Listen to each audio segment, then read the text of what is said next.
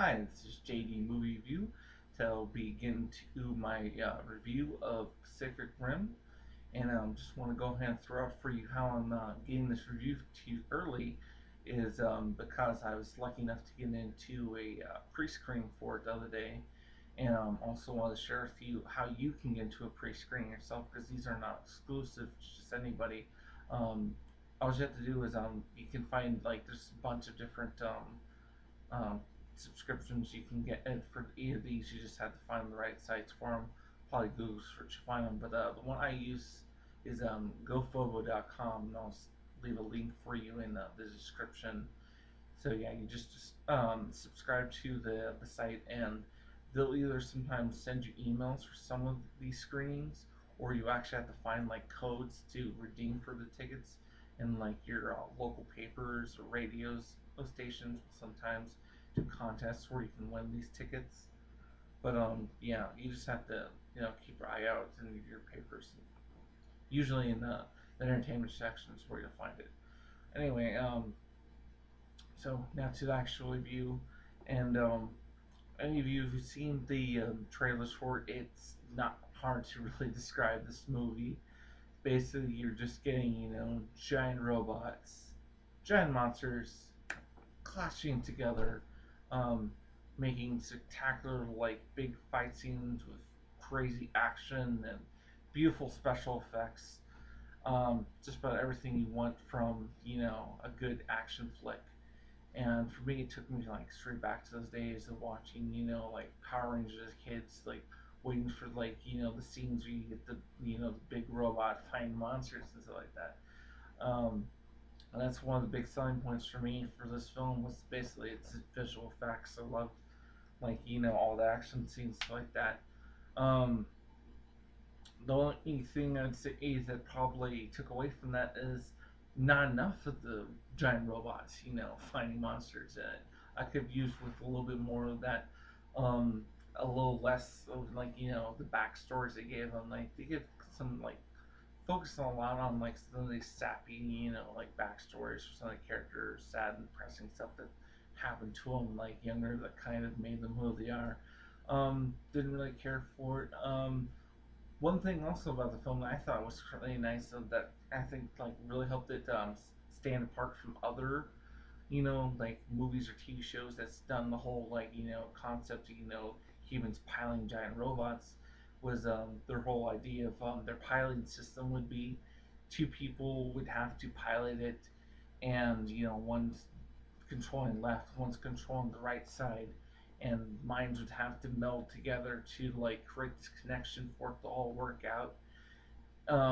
I could have used though the just give you like the basic concepts and moving on, but they went too in depth with it. I just thought it was unnecessary, like the really in depth, like how like and like when you combine like all of your memories and stuff like that, it would be like access from the other person and stuff like that, and you could see their innermost thoughts and stuff like that. It's like I don't care, I really don't. Just move on. Give me the basic description. It was a cool concept, but they didn't need to go in depth as they did with this whole concept. Um, Acting wise, again, like this is a big action flick, and you mostly like are waiting for like the scenes with like the action with robots and monsters and stuff like that. So acting wise, it really wasn't a big deal for me who they had, because you don't need to focus a lot on the actual like acting because you want to see the action. But however, I did like the people they chose for like the roles that they had, like again, I'm not certain if I'm saying this right, but Charlie Hunnam as their leading male. Absolutely love him from like Sins of Anarchy. Thought he was a good choice.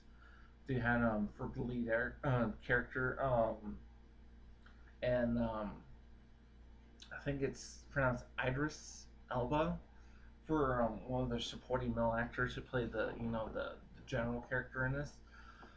I loved him, for his role, and I really think he's underrated and doesn't get like really any like leading characters, and I think he should get more of those because he's great in like every movie I've seen him in. Like they supported roles, and I think he deserves to start getting step up to like starring actor. Um, Especially love like it's the scene he has where he gives his whole word, canceling the apocalypse is really a cool uplifting speech that he gives to everyone in the movie.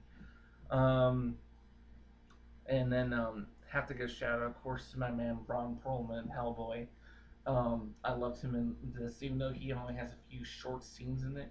He steals them all because he just plays this like cool over the top character and stuff like that. That probably didn't really need it to be there, but still loved that he was there for the movie. And surely it's probably just because like he's worked with Guillermo del Toro before for Hellboy, so he probably just got thrown in there just for like shout out to the crowds that wanted to see him in there. And the only one that I probably didn't care for at all was just Charlie Day. Like him as a comedian, it's always sunny in Philadelphia. I think it's a hilarious show, but didn't think that his comedic talent was really needed for the role that he took for the scientist, Dr. Newton. Yeah, I just felt like he wasn't necessary and wasn't a good fit for his role in there. Like it didn't seem to need to be comedic. But of course, you have a comedian, you're going to get comedy out of the role he's playing. So anyway, that's anyway my overall feeling of the movie. Um, Rating wise, I'd probably go ahead and give it like a 3 out of 5. Wasn't like a super fantastic best action I've seen, so that's why I'm not giving it like anything higher than 3. But still a good film. Probably rate it like overall of like top 3 I've seen so far. I'd probably rate it actually at the bottom though, just because I much prefer the my number one in Star Trek in the Darkness, and then number two Man of Steel. I much prefer those over this one, but anyway, still a great film. Totally recommend you go and see it. Go ahead and wrap the show up with a few honorable mentions of a few other movies I've seen, but didn't really feel like giving them reviews.